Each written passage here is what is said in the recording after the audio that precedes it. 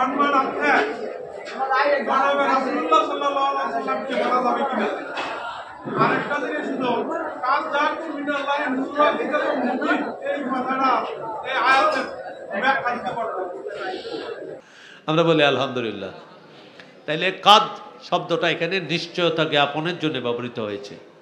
নিশ্চিত করে আল্লাহ বলছেন কাদ জাআকুম, নিশ্চয় তোমাদের মধ্যে এসেছে মিনাল্লাহ, আল্লাহর পক্ষ থেকে নূরুন, সম্মানিত একটা নূর। এখানে নূরের মধ্যে তানবিন আছে, তানবিন লি তাজিম, সম্মানিত একটা নূর এসেছে। ও কিতাবুম মুবিন, একটা স্পষ্ট কিতাব এসেছে।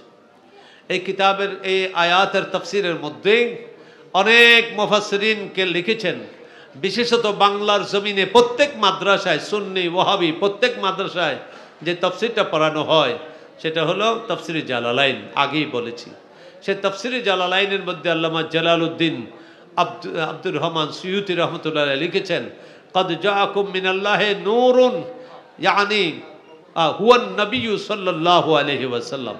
এখানে নূর বলি কাকে বোঝানো হয়েছেন? আমাদের নবীজিকে বোঝানো হয়েছেন। বলেন আলহামদুলিল্লাহ। ও কিতাবুম মুবিন, এবং সুস্পষ্ট কিতাব বলে যা বোঝানো হয়েছে হুয়াল কোরআন, সেটা হলো কোরআনে মজিদ।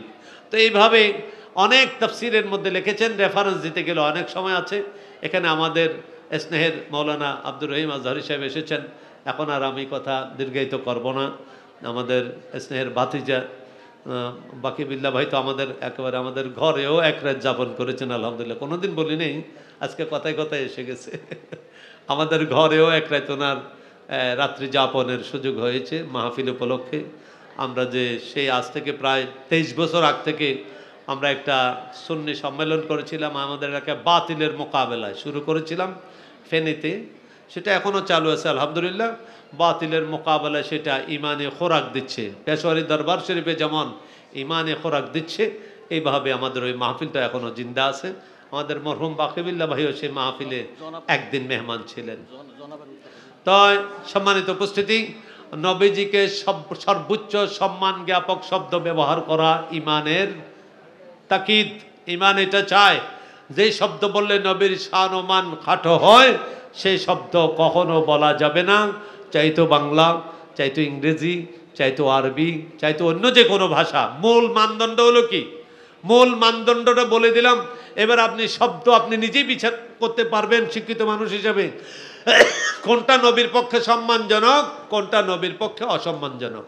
অর্থাৎ ইস্তিগফাফে নবী, নবীর শান ও মানকে হালকা যেন করা না হয় সেভাবে কথা বলতে হবে। ওয়া আখিরু দাওয়ানা আনিল হামদুলিল্লাহি রাব্বিল আলামিন ওয়া মা আলাইনা ইল্লাল বালাগুল মুবিন ওয়া মা তাওফীকি ইল্লা বিল্লাহ। মাওলায়া সাল্লি ওয়া সাল্লিম দাইমান আবাদা আলা হাবিবিকা খায়রিল খালকি কুল্লিহিম। আসসালামু আলাইকুম ওয়া রাহমাতুল্লাহি ওয়া বারাকাতুহু।